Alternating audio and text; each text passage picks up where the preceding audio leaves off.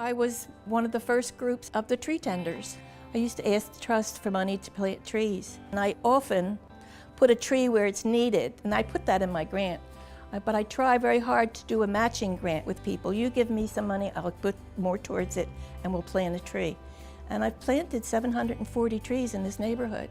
I work as a mural painter, and I work a lot with the Philadelphia Mural Arts Program.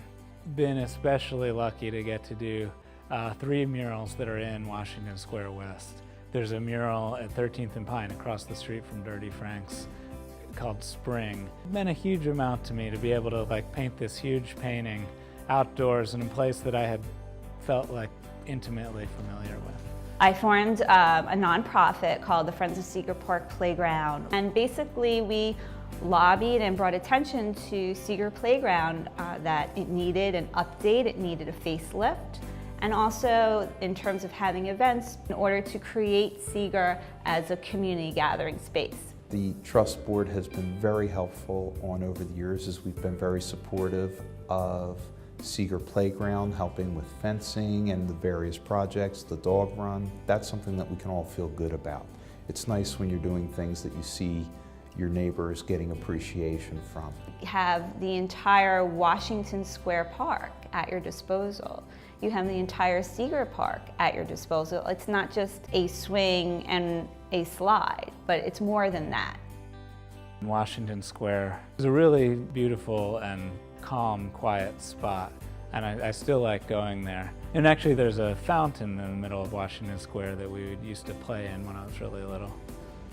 Someone that I knew from many years ago was Louis Kahn from Kahn Park, that they named after him. I had made the comment that when you start knowing the people that they're naming parks and monuments after, you've probably lived too long.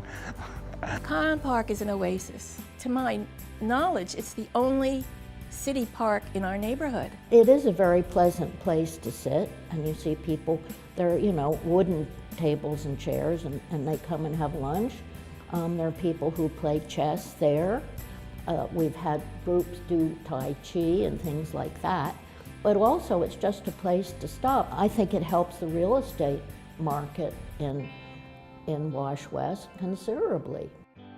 And there were empty lots. There were some squatters' garden at Sartain, where only a very few people would garden. And I went to the Redevelopment Authority. I had the queue and rented those spaces, and it became community gardens.